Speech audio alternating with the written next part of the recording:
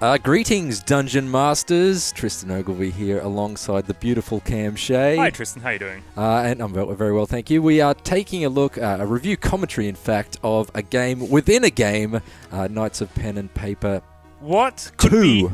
could be nerdier than role-playing about role-playing? Yeah. This is Knights of Pen and Paper 2. I've reviewed it for IGN. It is out now on PC, Android, and iOS. Nice, but you've been playing the iOS version primarily. I've been playing it on... I've actually, to date, only played it on iPad. Right. And it's actually an ideal game for iPad. Just the way the gameplay is kind of built, like carrying this round, you can just hop in, hop out for quick little sessions. But that's not how I've been playing it. I played it for 2 days straight. For like 8 hours a day and enjoyed it greatly. And so let's hop in. I've got 2 saves here. The top save, I've finished the game, and then the lower save, I've just started again and created new characters and stuff. So we'll hop into the finished game just to give you a bit of a sense of what we're looking at here. So the kind of structure of the game is, as you kind of mentioned, it's a role-playing game. Yep. So you have a dungeon master at the top, and then 5 heroes, and he's describing what's going on in the world. Yep. The overarching story is about a guy called the Paper Knight, who is a 2nd edition character, but this campaign that you're playing is 1st edition. Okay. So what that means is he's got powers, and he can obey rules that don't exist and kind of clash in this world, and so he's kind of morphing enemies and causing kind of rifts in the world, and there's all sorts of kind of crazy stuff going on. So you're basically trying to hunt him down and find the Disc of House rules and strip him of his powers, and then maybe you stand a chance. Did you say the him. Disco House rules? Disco House rules. New disco, that is. Right. Don't give me that 70s rubbish. No, that's dead. BPM's way too slow. So that's kind of the structure for the game. Is everything's being described, and NPCs kind of pop up on the screen and have conversations, and then your characters are interacting with them, but they're also discussing it as a game, and they're having a bit of a go at the dungeon master when they kind of feel like the scenario he's built is lacking in flavor, so it's a very tongue-in-cheek game. Right. So there's a lot of humor. Yeah, in the metagame. It's geared around humor. And you can see here, like this world is called Paperos, which might ring a bell because there's a big wall at the top here that takes you through to winter may or may not be coming. No, there's actually a great hand. Let's see if they're still there. We'll travel over this way. No. The first time I visited here, there were some snowmen holding up signs that said like winter is coming. Right, nice. So, but this is at its core, this is a turn-based battle game. Mm-hmm. You actually start out. Let's go back to the map. No, it's down here. Spawn Point Village. Right. Of course. And in kind of an indication of the way it's going to play with conventions and have some fun. Your first mission is actually the village of Spawn Point makes its living by capturing or doing something with the rats that plague the village. Most RPGs you start out with rats. Go and kill 7 rats. The first quest in this game is somebody's laid rat traps down, and the rats are our livelihood, so go and fight the rat traps. So it's quite cute. Yeah, that's funny. But let's just take a look at the characters. And the reason we've hopped into this game, which is my finished game, is because these characters are a little bit more straightforward, and my newer game, they're a bit kookier. Okay. So I want to kind of show you what you might be playing with versus what the other potentials, right? So there are 3 choices you have when you create a character. Mm-hmm. You've got your class. So that's stuff like cleric, hunter, mage. Warrior, barbarian. Pretty familiar stuff. But then you also choose human, elf, or dwarf. And then you also choose kind of like the social group, right? So here we've got a goth, elf, hunter. We've got a jock, human, warrior. We've got a cheerleader, elf, paladin. And what that means is, so when I chose cheerleader, cheerleader has a passive ability. When you take shield, you restore 5 health and 5 energy to the party. This exchange student has introversion. Exchange student. You receive 10% more XP. So each each kind of social group, you have that passive ability, but then it also comes with, you'll see here, like the red, green, and blue polyhedrons. Yep. So that's body, senses, and minds, and so that obviously ties into, for instance, body is strength and endurance, so it contributes to damage, threat, which means how likely enemies are to attack you, health, energy, then, critical chance, initiative for senses, and then mind, which is essentially kind of mana. Right. So choosing, the social group, you obviously get points into those categories depending on which one you choose. Yep. And it's the same for each of those choices. So if you choose elf, you get more energy to start out, which means you can cast more spells. Right. If you choose human, you get like a bonus stat point from the get-go. And then your class is all your abilities. And these are all leveled up. You get 1 point with each level. Right. And you can really kind of build out some pretty cool characters. So there's passive abilities, but then there's also, obviously active spells. And so my cleric is obviously my guide to keep my party topped up with health and mana. Mage is a spellcaster. Hunter has some really cool abilities, like randomly inflicting, damage over time spells. Right. Like putting up a decoy that raises her threat level, which means, so let's just say one of your party members is about to die and you can't heal, and your hunter's next, you can kind of raise her threat level with a decoy, and then the decoy counterattacks when it's hit. Yep. Anyway, you kind of get the idea. But there's a lot of really, my warrior is an awesome character because he's got this passive ability called, how do you pronounce that word, Tristan? Riposte? Let's just say riposte. Is that not how you pronounce it? I'm never really sure.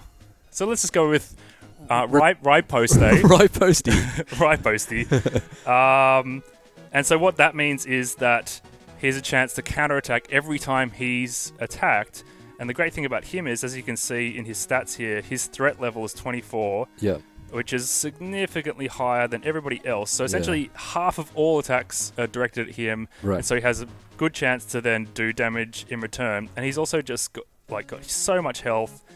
So he can withstand it, right? Right. So you can build your characters out because you're also gearing them up. Wow. So you build them out. So you might, for instance, this claw here has +6 to damage, +5 to critical chance, and then a chance to wound for 2. But it has a high threat level as well. Yep. But that's a good thing in this case, because you're building him out as the character you want them to be attacking. Right. And then you can just basically, use your paladin with lay on hands to heal him up whenever he takes too much damage. Got it. And so you kind of gear, it's classic fantasy stuff. You gear your characters around what their innate abilities are, and then you try and build out a team that complements each other. Is that, sorry, before I just interrupt you, go back to that inventory screen Yep. there. Is that an eye patch or a sort of modesty pouch? That is an eye patch. Okay. Just wanted to Threat make plus sure. 2, but you can also get like a chainmail bikini. Okay, That's an nice. item that you All find. right. And like there's references throughout. Like, so for instance, Final Fantasy fans know Phoenix Downs, Yep. which are Even to I know resurrect. that. Yeah. Yep, and there's a Phoenix up. So you have five characters, but you can actually go visit the if you go back to the main town, you can visit the inn to swap characters in and out. But the whole game operates on a gold system, so each character you add costs you gold to do so. And then you're obviously picking up loot as you go, but you can also visit the store and buy equipment and trinkets for the different slots, Right. and consumables. Then there's also crafting system too, where you can kind of craft better items, and it all costs gold. Even traveling from place to place costs you gold. Resurrecting your characters costs you gold. Right. So you can't do everything. So I actually, playing through the game for the first time, I never had more than 5 characters, and for the majority of the game I actually had 4. And I hit like a real difficulty spike with one particular mission. In general, the game's like not hugely challenging, but it's not like too easy. It's a good kind of level. But I hit a real difficulty spike and had to go off and do a bunch of side quests and level up my guys. Mm-hmm. And that's when I added the cleric to my party, just for more healing, and leveled him up, and then kind of came back and it was fine. Mm-hmm. So let's just hop really, really quickly. I'll just show you what an encounter looks like. Yep. Now, there are kind of additional wrinkles depending on the terrain you're in. So, for instance, we've got this mob icon here, so there's a chance for a thief to basically hop in and fight against you. Okay. And so there are other things like, everybody has a chance to take burn damage at the start of every round, and there's all these parameters that get modified. And you can also see with my heroes, the number 1, so we've got 3, 1, 5, 6, 2. Yep. And so that's the turn order. And so you can see the enemies have turn orders too. Yep. So the initiative stat is what determines, I think it's meant to be what determines the order that they take their turns in. So if you've got a character, say, who can stun a group of enemies, then you want to be building that character out with high initiative so that you can do that stun and just get a whole bunch of attacks in before the stun lasts for one of their turns, right? So my mage has this cool fireball ability that does damage, and then chains burn damage, so they take a burn damage each turn, right? That's cool. My paladin has an ability called Smite, which again chains off to other enemies, and they roll for weakness, which basically means their attacks are going to do significantly less. And then my cleric, he's a bit of a bookworm and not very effective against this guy. But that's okay, because he's going to take burn damage and die anyway. Cool. Alright, let's just give that guy a random status effect. Okay, that was a bit more burn. Let's just swipe across here. So you're kind of getting the idea. Different enemies will have different likelihoods to like that. You have a defense stat, so the amount of damage they take is based on that. Yep. You have they have different defenses against the burn and weakness and that kind of stuff. So some enemies will just resist all that stuff, and so you have to go, okay, that tactic that I usually use is not going to work here, so I'll do something a little bit different. And obviously, different battles throw in different combinations of enemies, and then there's those other effects that can, lay it on top. So there's a fair bit going on here. But I will say that even though the game is fun and the turn-based battle mechanics are really solid, I did feel like in my... I don't really know how long it took me to finish the game, but it was a solid day and a half of play. But I just kind of felt like I was just getting motoring. My characters are, good at a good level. I've got a good grasp on how they all work together. Their skills are feeling powerful. The enemies are starting to afflict my party with more status kind of debuffs, and there's a bit more kind of going on. And so to me, it was building, and then I finished the game. And so what you're looking at now is I'm still in this world. I'm still able to travel around this world. So but I've done probably 90% of the quests in the world. And so that's a real shame, because there's no incentive for me to really kind of max out my character builds, or to go and find all the, because there's recipes I haven't used. I presume there's a bunch more actual physical recipes in the world to find to craft better gear. But that's not how it works, and I'm quite surprised that there was no New Game Plus, to be honest, because I just assumed that I'd finish it, and I'd keep my characters and it'd reset at a much higher difficulty, and I'd just keep on going. But the good thing is that even though that's disappointing, each class, all the character creation options are so different that there is an incentive to just play again and take a completely different approach. And so we'll hop into my new game just briefly in a sec, but before that, I'll just show you the game room. So the actual setting here, you can purchase arcade cabinets and kind of like a Sims kind of feel. No, it's nothing well, like that. Well, you're tricking out your... Yeah, but it's for a point. I guess The Sims is the same. Hey, I'm going to get a better toilet. Woo! I can pee and faster. Then lock the dungeon master in there. Delete the door. There's no pool and delete the... And I can't, set things on fire.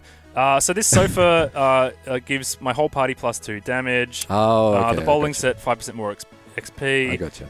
Bonus to investigative rolls, yada, yada, yada. And so they're kind of save...